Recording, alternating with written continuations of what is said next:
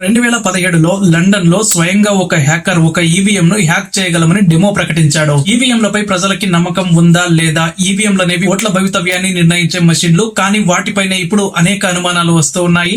అసలు ఈవీఎంలు అంటే ఏంటి, ఎందుకు ప్రజలు అలాగే రాజకీయ పార్టీలు ఈవీఎంలపై విశ్వాసం కోల్పోతూ ఉన్నారో ఈ వీడియోలో క్లియర్ గా చెప్తాను. ఈవీఎం అంటే ఎలక్ట్రానిక్ ఓటింగ్ మెషిన్. ఇది మన దేశంలో 1999 నుండి సంపూర్ణంగా వినియోగంలోకి వచ్చింది. ఈవీఎంల కారణంగా ఓట్ల లెక్కింపు వేగంగా జరగడం మొదలైంది. కానీ దానితో పాటే అనుమానాలు కూడా ఉన్నాయి. ఫస్ట్ టైం 2009 ఎన్నికల్లో కొంతమంది నేతలు, ముఖ్యంగా యూపీఏ విపక్షంగా ఉన్న ఎన్డీఏ ఈవీఎంలపై ప్రశ్నలు మొదలు పెట్టారు. ఫిజికల్ బ్యాలెట్ పేపర్ కంటే ఇది సురక్షితమా కాదా అనే అనుమానం అప్పటి నుండే మొదలైంది. ఇక ఇంకో డౌట్, ఈవీఎంలను హ్యాక్ చేయవచ్చా లేదా? అండ్ ఎన్నికల సంఘం ఏం చెప్తోంది అంటే ఈవీఎంలు స్టాండ్ అలోన్ వ్యవస్థలుగా ఉంటాయి, ఇవి ఇంటర్నెట్ కు కనెక్ట్ కావు, అంటే హ్యాకింగ్ కు అవకాశం లేదని ఎలక్షన్ కమిషన్ చెప్తుంది. అండ్ ఇది నిజమే, కానీ రాజకీయ పార్టీలు నమ్మడంలో సందేహం చూపిస్తూ ఉన్నాయి. సో ముఖ్యంగా ఓటింగ్ లో ఓట్లను ట్రాన్స్పరెంట్ గా చూపించేందుకు వీవీప్యాట్ వ్యవస్థను కూడా ప్రవేశపెట్టారు. వీవీప్యాట్ అంటే ఓటు వేయగానే ఒక ప్రింటెడ్ స్లిప్ వస్తుంది. ఆ స్లిప్ మీద మీరు వేసిన పార్టీకి ఓటు వేసినట్లు చూపుతుంది. ఇది కొన్ని సెకండ్ల పాటు డిస్ప్లే అవుతుంది. అండ్ 2019 లోక్సభ ఎన్నికల సమయంలో కొన్ని చోట్ల వీవీప్యాట్ స్లిప్పులు ఈవీఎం ఫలితాలతో మ్యాచ్ కావడం లేదన్న ఆరోపణలు వచ్చాయి. అయితే ఎన్నికల సంఘం మాత్రం అవన్నీ కూడా టెక్నికల్ ఇష్యూలు మాత్రమే అని తేల్చి చెప్పింది. అయితే ఒకసారి కాదు, ప్రతి ఎన్నికల సమయంలో కూడా ప్రతిపక్షాలు ఈవీఎంలపై ఆరోపణలు చేస్తూనే ఉంటాయి. ఉదాహరణకి జార్ఖండ్ లో ఎన్నికల సమయంలో ఈవీఎంలు స్విచ్ అవుతున్నాయని కాంగ్రెస్ నేతలు ఆరోపించారు. అదే సమయంలో వీవీప్యాట్ స్లిప్పులు సరిపోకుండా చూపించాయి అనే వీడియోలు కూడా సోషల్ మీడియాలో వైరల్ అయ్యాయి. అయితే ఈవీఎంలపై ఆరోపణలు చేయడం ఒక్క భారతదేశంలోనే కాదు, అమెరికాలో కూడా 2020 ఎన్నికల సమయంలో ట్రంప్ కూడా ఓటింగ్ మెషిన్లపై సందేహం వ్యక్తం చేశారు. కానీ ఆధారాలు లేనందున ఆయన ఆరోపణలు కోర్టులో నిలవలేకపోయాయి. ఇదే తరహా పరిస్థితి మన దేశంలో కూడా ఉంది. కానీ ఎప్పటికప్పుడు కోర్టులు, ఎన్నికల సంఘం ఈవీఎంలను నమ్మదగినవిగా ప్రకటిస్తూ ఉన్నాయి. అయితే ప్రజల అభిప్రాయం మాత్రం అలా లేదు. ఓట్లు వేసిన తర్వాత వాటి ఫలితం వేరుగా వస్తుందన్న అనుమానం చాలా మందిలో ఉంది. ఇక తాజాగా 2024 లోక్సభ ఎన్నికల తర్వాత కూడా విపక్షాలు ఆరోపణలు చేశాయి. ముఖ్యంగా ఇండియా అలయన్స్ పార్టీలు చెప్పిన అంశం ఏంటంటే 7 రాష్ట్రాల్లో వీవీప్యాట్ లెక్కలు అండ్ ఈవీఎం లెక్కలు వేరుగా ఉన్నాయని. కానీ వీటిపై ఎన్నికల సంఘం ఇచ్చిన సమాధానం ఏంటంటే సిస్టమ్ తప్పు కారణంగా ఉండేందుకు మాక్ పోలింగ్, ర్యాండమ్ మూడ్లతో టెస్టులు నిర్వహిస్తున్నామని. ఇకపోతే ఒక ముఖ్యమైన అంశం ఏంటంటే ఈవీఎంల తయారీ అంటే వాటిని తయారు చేసే సంస్థలు ఈసిల్ అలాగే బెల్, ఇవి రెండు కూడా ప్రభుత్వ యాజమాన్య సంస్థలు. దీనివల్ల పార్టీలు అధికార ప్రభుత్వానికి సహాయం చేస్తాయి అని ఆరోపణలు చేస్తూ ఉన్నాయి.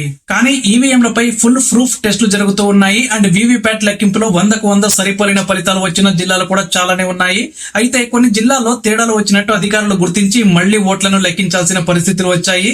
ఇది ప్రజల్లో మరింత అనుమానాలకు దారితీసింది. టెక్నికల్ గా చూస్తే ఈవీఎంలు 3 భాగాలుగా ఉంటాయి: balloting unit, control unit, VVPAT. వీటన్నిటికీ కూడా బయట ఎలాంటి లింక్ ఉండదు. కానీ సోషల్ మీడియాలో వచ్చే వీడియోలు మాత్రం అనుమానాలకి దారి తీస్తూ ఉంటాయి. అండ్ కోర్టులు కూడా ఈ ఈవీఎంలను చాలా సార్లు పరిశీలించాయి. 2013లో సుప్రీంకోర్టు సాక్షాత్తుగా వీవీప్యాట్ అవసరమని పేర్కొంది. దాంతో వీవీప్యాట్ మషిన్లు వచ్చాయి. అయితే వీవీప్యాట్ తో కూడిన లెక్కింపు ప్రక్రియ పరిమితంగా ఉండటం మరో ఆరోపణకు దారి తీసింది. 2019 ఎన్నికల్లో ప్రతి నియోజకవర్గంలో కూడా కేవలం 5 వీవీప్యాట్లను మాత్రమే లెక్కించారు. అప్పుడు తక్కువ వీవీప్యాట్లు లెక్కించారని పలువురు మాజీ ఎన్నికల కమిషనర్లు స్వయంగా పేర్కొన్నారు. ముఖ్యంగా మాజీ సిఇసి సయ్యద్ ఖురేషీ కూడా మరింత వీవీప్యాట్లను లెక్కించాలన్న వాదన వినిపించారు. ఇకపోతే టెక్నాలజీ అభివృద్ధి చెందిన ఈ రోజుల్లో ఓటర్ డేటా లీక్ ఎలా అవుతోంది అనే మరో ప్రశ్న కూడా ప్రజల్లో ఉంది. మొబైల్ ద్వారా ఓటర్ లిస్ట్ లీక్ అవుతున్నాయని ఆరోపణలున్నాయి. అలాగే 2023 కర్ణాటక ఎన్నికల్లో ఓ ఓటింగ్ సెంటర్ లో ఈవీఎంలు పనిచేయలేదని అధికారికంగా కూడా ప్రకటించారు. దీంతో అప్పుడు మళ్లీ బ్యాలెట్ పేపర్ వాదనలు జోరుగా వచ్చాయి. అండ్ ప్రపంచంలోని చాలా అభివృద్ధి చెందిన దేశాలు లైక్ ఇటలీ, నార్వే, జర్మనీ ఇవన్నీ బ్యాలెట్ పేపర్ ను మాత్రమే ఉపయోగిస్తూ ఉన్నాయి. ఎందుకు అంటే ప్రజలకు నేరుగా ఓటు ఎలా వేయాలో అర్థమవుతుంది. అండ్ జర్మన్ సుప్రీం కోర్టు అయితే ఓటర్ కు తాను ఓటు వేసింది ఎవరికి అన్న విషయం స్వయంగా తనకు తెలిసేలా ఉండాలి అని తీర్పునిచ్చింది. అదే తీర్పు మన దేశంలో కూడా అనుసరించాలన్న వాదనలు ఉన్నాయి. ఇక టెక్నికల్ గా మాట్లాడితే ఈవీఎంలు 1 టైం ప్రోగ్రామబుల్ చిప్ తో తయారవుతాయి. అంటే అవి ఒకసారి ప్రోగ్రామ్ అయితే మళ్లీ మార్చలేరు. కానీ కొన్ని రాజకీయ పార్టీలు మాత్రం దీన్ని నమ్మడం లేదు. ముఖ్యంగా సమాజ్వాదీ పార్టీ అధినేత అఖిలేష్ యాదవ్, మమతా బెనర్జీ, అరవింద్ కేజ్రీవాల్ వంటి నాయకులు ఈవీఎంలపైనే ఆరోపణలు చేస్తూ ఉన్నారు. వీరిలో కొందరు తిరిగి బ్యాలెట్ పేపర్ కు మళ్లీ పోవాలని డిమాండ్ చేస్తూ ఉన్నారు. కానీ ఎన్నికల సంఘం మాత్రం తేల్చి చెప్తుంది ఈవీఎంలు చాలా వేగంగా అలాగే తక్కువ ఖర్చుతో పనిచేస్తున్నాయి అని. అలాగే కోర్టులు కూడా అదే విధంగా తీర్పులు ఇచ్చాయి. అయితే ప్రజల్లో ఉండే అనుమానాలు తొలగించాలంటే పూర్తిగా ట్రాన్స్పరెన్సీ అవసరం. ప్రతి ఓటుకు వీవీప్యాట్ సరిపోయే విధంగా లెక్కింపు జరగాలి. సో ఇందుకు ఎన్నికల సంఘం సాంకేతిక మార్గాలన్నీ కూడా పునః పరిశీలిస్తోంది. ఫర్ ఎగ్జాంపుల్ కొన్ని రాష్ట్రాల్లో పైలట్ ప్రాజెక్ట్ గా 100% వీవీప్యాట్ లెక్కింపు నిర్వహించి అందులో తప్పులేమీ లేనట్టుగా తేల్చారు. కానీ అది దేశవ్యాప్తంగా సాధ్యపడుతుందా? అలాగే టెక్నాలజీతో పాటు మానవ వనరులు, సమయం, ఖర్చు ఇవన్నీ కూడా పరిగణలోకి తీసుకోవాలి. ఇకపోతే ప్రజల్లో ఉన్న అనుమానాలను తొలగించేందుకు కేంద్రం ఈవీఎంలపై పార్లమెంట్ కమిటీని ఏర్పాటు చేయాలని ప్రతిపక్షాలు డిమాండ్ చేస్తూ ఉన్నాయి. అండ్ సోషల్ మీడియాలో కూడా అసత్య ప్రచారాలే ఎక్కువగా ప్రజలలో అపోహలు కలిగిస్తున్నాయన్నది ఒక వాదన. కానీ వాటిని ఖండించాల్సిన బాధ్యత మాత్రం ప్రభుత్వాలదే. అండ్ ఇప్పటి వరకు జరిగిన ఎన్నికల్లో చాలా వరకు ఫలితాలు ప్రజల అభిప్రాయంతోనే సరిపోతున్నాయి. కానీ కొన్ని స్పష్టత లేని మార్జిన్లలో ఈవీఎంలపై అనుమానాలు కలగడం సహజమే. అండ్ ప్రజాస్వామ్యంలో నమ్మకం చాలా ముఖ్యం. ఓటరు తన ఓటు ఖచ్చితంగా తాను వేసిన వారికే పడిందన్న విశ్వాసంతో ఇంటికి వెళ్ళాలి. అలాగే ఈవీఎంలపై అనుమానాలను తొలగించాలంటే ఓ సామాన్య ఓటరుకు కూడా సాంకేతికత అర్థమయ్యేలా ప్రచారం చేయడం అవసరం. సో దీనికోసం ప్రజా అవగాహన కార్యక్రమాలు జరగాలి. అండ్ పార్టీలకు, ప్రజలకు బహిరంగంగా డెమోన్స్ట్రేషన్లు నిర్వహించి వీవీప్యాట్ లెక్కింపు ప్రక్రియను ప్రత్యక్షంగా చూపించే ప్రయత్నం అయితే అవసరం. అయితే కోర్టులు అలాగే ఎన్నికల సంఘం మాత్రం ఈవీఎంలపై పార్టీలు చేసిన ఆరోపణలు వాటిని ఆధారాలతోనే సమర్పించాలని సూచిస్తూ ఉన్నాయి. అండ్ ఈవీఎంలపై పూర్తిగా అనుమానాలను తొలగించాలంటే ఓటర్లకు పారదర్శకత, విశ్వాసం కలిగే విధంగా సాంకేతిక పరిష్కారాలను ప్రోత్సహించాలి. నేరుగా ప్రజల్ని భాగస్వామ్యం చేయాల్సిన సమయం ఇది. అయితే ఈవీఎంలపై రాజకీయ ఆరోపణలు బయటకు రావడం మొదలైనప్పటి నుంచి మీడియా వాటిని ఎలాంటి కోణంలో ప్రజల ముందు ఉంచుతున్నది అన్నది కూడా చాలా కీలకం. కొన్ని టీవీ ఛానళ్లు, వెబ్ మీడియా సంస్థలు ఈవీఎంలపై వచ్చిన ఆరోపణలను నిఖార్సైన ఆధారాలు లేకుండానే ప్రసారం చేయడం మొదలుపెట్టాయి. ముఖ్యంగా సోషల్ మీడియా ద్వారా ఫేక్ వీడియోలు అండ్ ఎడిటెడ్ క్లిప్స్ షేర్ కావడం వల్ల ఈవీఎంలు నిజంగానే మోసానికి లోనవుతున్నాయేమో అనే భయాన్ని ప్రజల్లో నాటారు.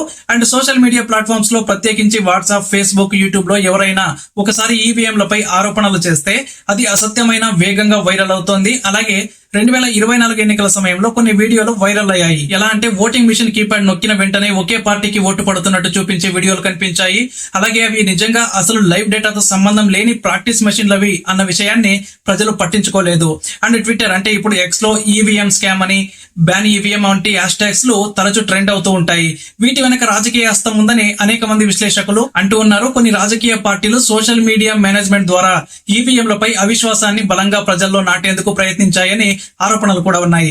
అలాగే వీవీప్యాట్ అంటే voter verifiable paper audit trial. దీని ద్వారా ఒక ఓటర్ తన ఓటు ఎవరికి ఇచ్చాడు అన్నది కొద్ది సెకండ్ల పాటు స్క్రీన్ లో కనిపించడంతో పాటు ఒక పేపర్ స్లిప్ మిషన్ లో పడుతుంది. అయితే ఈ స్లిప్ ను ఓటర్ తన చేతిలోకి తీసుకోలేడు.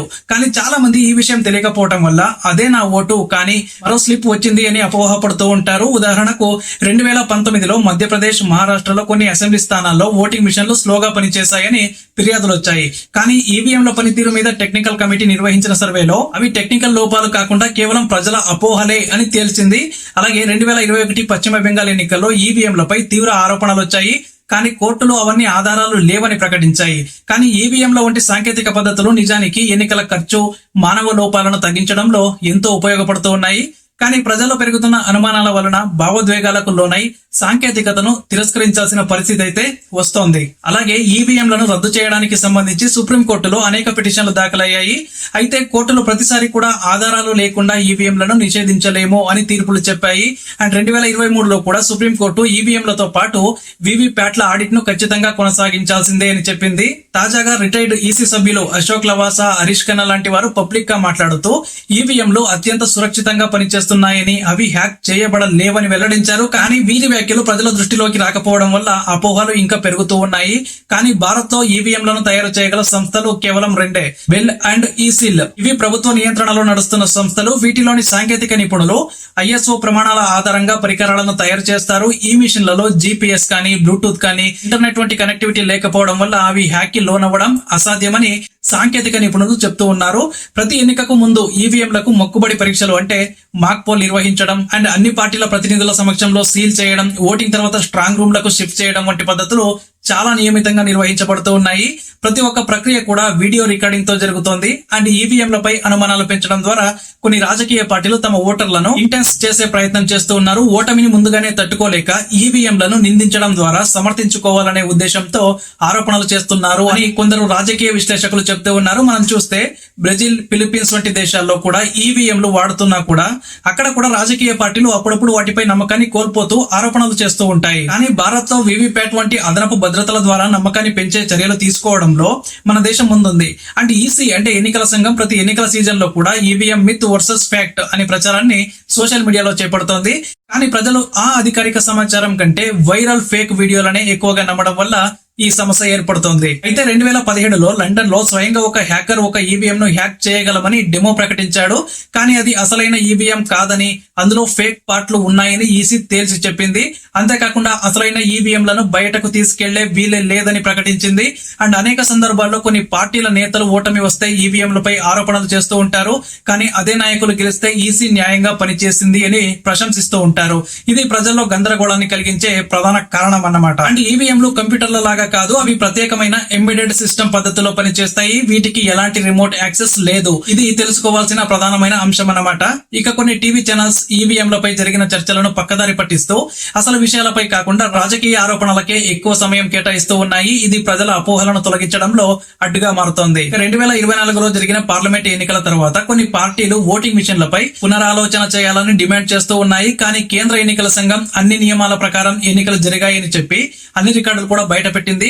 కొన్ని స్థానాల్లో వీవీప్యాట్ స్లిప్పుల ఆడిట్ సైతం పబ్లిక్ డొమైన్ లో పెట్టారు. సో ఈవీఎంలపై నమ్మకాన్ని మరింత పెంచేందుకు భవిష్యత్తులో ప్రతి నియోజకవర్గంలో వీవీప్యాట్లను పూర్తి స్థాయిలో ఆడిట్ చేయాలని పలువురు నిపుణులు సూచిస్తూ ఉన్నారు. అలాగే ప్రజల్లో సాంకేతిక అవగాహన పెంచాల్సిన అవసరం ఉంది. ఈవీఎంలపై నిజమైన సమాచారం, ప్రతి అపోహకు తగిన వాస్తవం, ఎన్నికల సంఘం అధికారిక website, EC press notes, RTI ద్వారా వచ్చే వివరాలు ఇవే నమ్మదగిన వనరులన్నమాట. ప్రజలు సోషల్ మీడియా భయాందోళనల కంటే ఈ విధమైన సాంకేతిక దృక్కోణాలను విశ్లేషిస్తూ ఎన్నికల వ్యవస్థపై విశ్వాసాన్ని పెంచాలి. మీకేమనిపిస్తుందో ఖచ్చితంగా కామెంట్ చేయండి. అలాగే మన ఛానల్ ను సబ్స్క్రైబ్ చేసుకోండి.